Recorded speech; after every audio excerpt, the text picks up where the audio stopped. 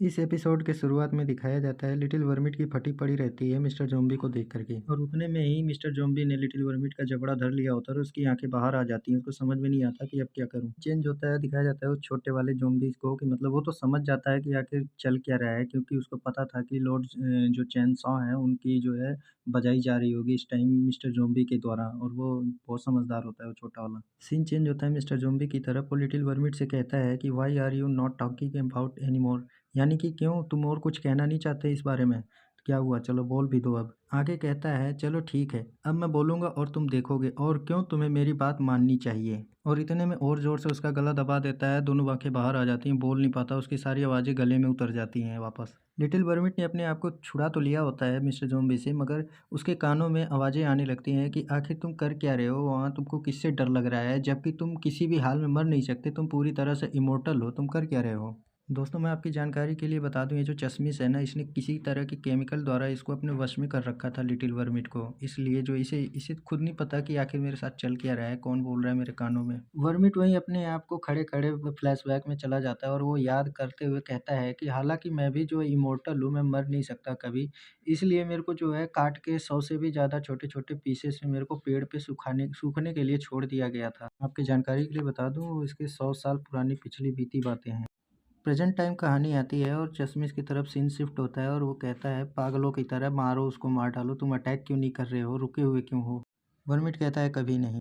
Little वर्मिट face से चश्मिश से कहता है कि तुम अगर चाहो तो जाके खुद फाइट क्यों नहीं कर लेते उससे, खुद ही फाइट जाके करो और उसको हरा दो। इतना कह के चलता बनता है, फुर्र से उड़ जाता है। उसके मुंह से ये सुन करके चश्मिश की तो बोलती बंद हो जाती है। उसके समझ में नहीं आ रहा होता है कि आखिर ये हो कैसे गया, उसकी जो है उसके ऊपर से मेरा पूरी तरह से कंट्रोल कैसे छिन गया। इधर सीन शिफ्ट होता है इन तीनों कार्टूनों की तरफ, इनकी भी बोलती बंद, इनको भी समझ में नहीं आ रहा क्या बोलूं क्या ना बोलूं। इधर मिस्टर ज़ॉम्बी के भी मुंह बंद कि मतलब वो अचानक से बिन कुछ कहे चला कैसे गया। आखिरकार इतना सब कुछ होने के बाद माहौल शांत हो जाता है और हम देखते हैं इन तीनों को नीचे ज़मीन पे लेटे हुए, और ज़ॉम्बी खड़ा होके बस देखते ही रहता है उन सब उसको जाते हुए।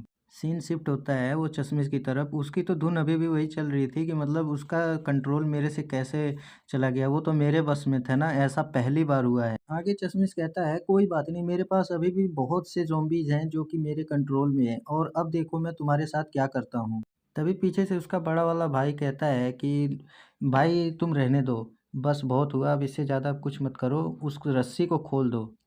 पता नहीं कौन सी रस्सी के बारे में कह रहा था, अभी आगे पता चलेगा। फिर चश्मिश कहता है पर ब्रदर फे, तभी उसको रोकते हुए कहता है कि ठीक है, उन्हें नीचे आने दो, देखते हैं क्या होता है। अगले सीन में हमें आसमान में एक हेलीकॉप्टर का सीन दिखाया जाता है। हेलीकॉप्टर के अंदर प्रेसिडेंट्स बैठे हुए थे, 3-4 प्रेसिडेंट थे। ब्लू एयर वाली प्रेसिडेंट जो है उस स्पाई से पूछती, कहती है कि तो तुम श्योर हो कि तुम्हारे भाई जो है यहीं नीचे हैं?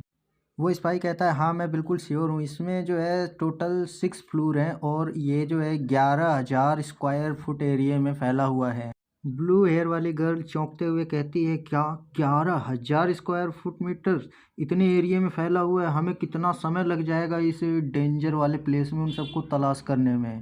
दूसरा वाला प्रेसिडेंट कहता है कि कभी कभी इन जैसी समस्याओं को हल करने के लिए अधिक मात्रा में ताकत का ही उपयोग करके समाधान किया जा सकता है।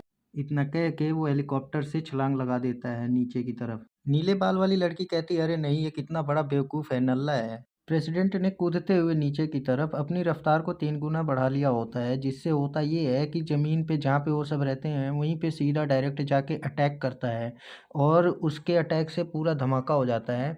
और उस धमाके के हटने के बाद वहाँ पर दिखते हैं कि पूरे जो है बिल्डिंग ऊपर की छत जो है टूट जाती है और ये नीचे जाके आराम से लैंड करता है। वाला प्रेसिडेंट ज़मीन पर पहुँचने के बाद कहता है कि मैं तो एलिवेटर से भी जल्दी पहुँच गया। नीले बालों वाली लड़की अभी भी उसको बस गाली दिए जा रही होती है, बस गाली पे गाली, गाली पे गाली। ब्लू एयर वाली लड़की कहती है अरे बेवकूफ़, तेरे दिमाग में मसल के अलावा और कुछ नहीं है क्या? क्या तुम सबको मालूम नहीं टाइम टाइम पर अपने भेजे का प्रयोग कैसे करना है?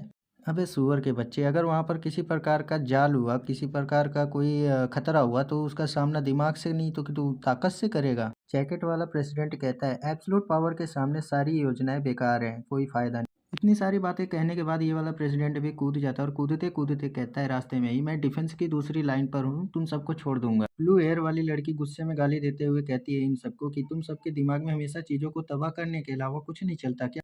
और हाँ दोस्तों, ये वाला एपिसोड बस यहीं तक, मिलेंगे अगले एपिसोड।